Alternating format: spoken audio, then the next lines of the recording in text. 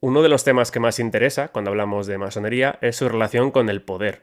Se habla mucho sobre esto, unos dicen que es cierto, que tienen mucho poder, otros dicen que son teorías de conspiración. Entonces lo que me he propuesto hacer en este vídeo es tratar justamente este tema, ¿no? ¿Qué es lo que se sabe, qué es lo que está demostrado en relación a la masonería y el poder? Pues en este sentido tenemos que recordar los orígenes mismos de la masonería, ¿no? Desde la masonería operativa, es decir, la medieval, ya veíamos que era un gremio que tenía privilegios respecto a otros gremios, es decir, podían hacer cosas, ya vemos ahí la relación con el poder, porque ellos podían hacer ciertas cosas que otros gremios no podían. En este caso me refiero a la libertad que tenían de desplazamiento por todo el continente europeo para construir las catedrales e iglesias. Es decir, era un gremio que tenía este privilegio, ¿no? Esta libertad de movimiento. También tenemos que recordar que los primeros masones aceptados, es decir, los que no eran constructores, pero sí que empezaban a ser iniciados en las logias, eran nobles pudientes, es decir, que podían mantener económicamente las logias a cambio de ese secreto o ese conocimiento oculto que tenían los constructores. Es decir, no se iniciaba cualquiera, eran las clases nobles, las clases pudientes, ¿vale? Las clases con poder. Es más, vimos que incluso las monarquías, la realeza, era la que también tenía interés en pertenecer a la masonería. Por tanto, estamos hablando de monarquía, nobleza, burguesía. No estamos hablando de los estratos más bajos en la sociedad, sino que eran los poderosos, por tanto.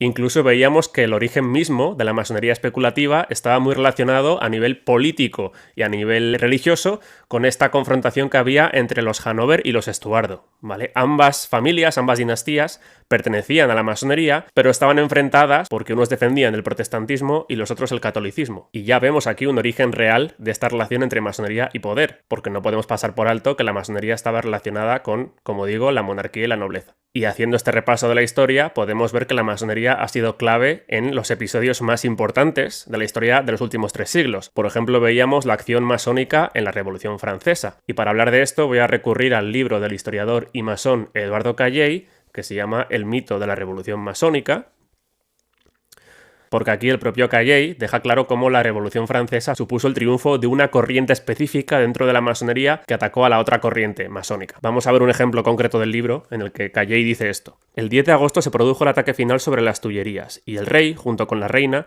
fueron encarcelados en la antigua torre del Temple. Señalemos, de paso, que al frente de los marselleses que asaltaron el palacio marchaba un francmasón, Westermann. Cantaban un himno que había sido compuesto por otro masón de nombre Roger de Lille en honor del ejército del Rin, la Marsellesa. Al día siguiente, la Asamblea Nacional destituyó al monarca y abrió el camino para la proclamación de la República. Ya no había espacio para los realistas constitucionales. Muchos emprendieron el exilio, pero no todos lo lograron.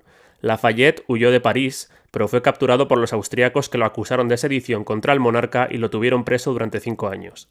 Como contrapartida, el masón Danton, convertido en nuevo ministro de Justicia, invitó al pueblo a castigar sin piedad a los contrarrevolucionarios, es decir, a los que se oponían a la Revolución Francesa, acto que derivó en un baño de sangre en el que los religiosos se convirtieron en blanco preferido. Esto ya lo mencioné cuando hablaba de la acción masónica contra el cristianismo, ¿no? Contra el catolicismo particularmente.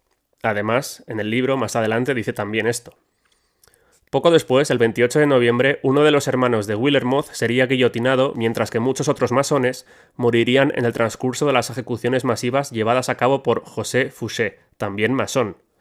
Como corolario, diremos que apenas unos días antes, el 6 de noviembre, subía al cadalso el ciudadano Felipe Igualdad, ex gran maestre del Gran Oriente de Francia, es decir, masón también, ex duque de Orleans, para ser guillotinado con el ingenioso invento de otro masón, el doctor Guillotin. Es decir, vemos esta matanza de unos masones a otros, pero, por tanto, una acción masónica de una corriente específica de la masonería muy presente en la Revolución Francesa. Pero no solamente hablamos de la Revolución Francesa, vamos a hablar también de la Revolución Americana, donde algunos de los padres fundadores de Estados Unidos eran masones, como el caso del propio George Washington o Benjamin Franklin.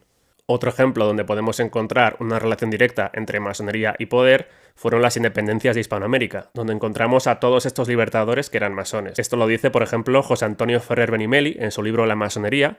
Este jesuita que es pro-masón defiende a la masonería o le intenta quitar ese poder, ¿no? De hecho, en la contraportada dice esto. Sin querer adjudicar a esta organización una especial relevancia o papel en nuestra historia que no ha tenido ni tiene, o sea, dice que no ha tenido ni tiene, y luego dentro vamos a ver esto que voy a leer. Entre estos masones ilustres, líderes de la independencia, o si se prefiere, de la formación de naciones, podríamos citar a Washington, Bolívar, San Martín, O'Higgins, Rizal, Martí, Garibaldi, Sandino, Lafayette, Franklin. todos masones y todos protagonistas en la formación de nuevos países. Luego dice que la masonería no tiene un papel importante en la historia, mientras dice a su vez que todos estos líderes de las independencias eran masones. En España también tenemos ejemplos claros de episodios históricos donde la masonería ha sido fundamental, ¿no? Estamos hablando, por ejemplo, del trienio liberal en 1820, el sexenio revolucionario de 1868 a 1874 o la Segunda República entre 1931 y 1939, con ejemplos como los presidentes de la República, Diego Martínez Barrio, que además de ser presidente era gran maestro del Gran Oriente Español, y Manuel Azaña, que se inició en la masonería, aunque luego en su diario podemos leer que no le importaba nada todo aquello, lo dice así, no me importaba nada todo aquello, pero él sabía que tenía que iniciarse en la masonería para competir contra su rival, que era Lerroux, que era masón. Ejemplos más recientes los podemos encontrar en Zapatero, que se sabe que es masón, pero no únicamente, como veremos después, y de hecho el experto en masonería, Manuel Guerra, uno de los mayores expertos sobre masonería en España, concedió una entrevista al ABC, aquí en España, donde decía lo siguiente: la masonería se ha infiltrado en los principales partidos políticos de España. Como vemos, no habla únicamente del Partido Socialista, sino que habla de los principales partidos políticos en España.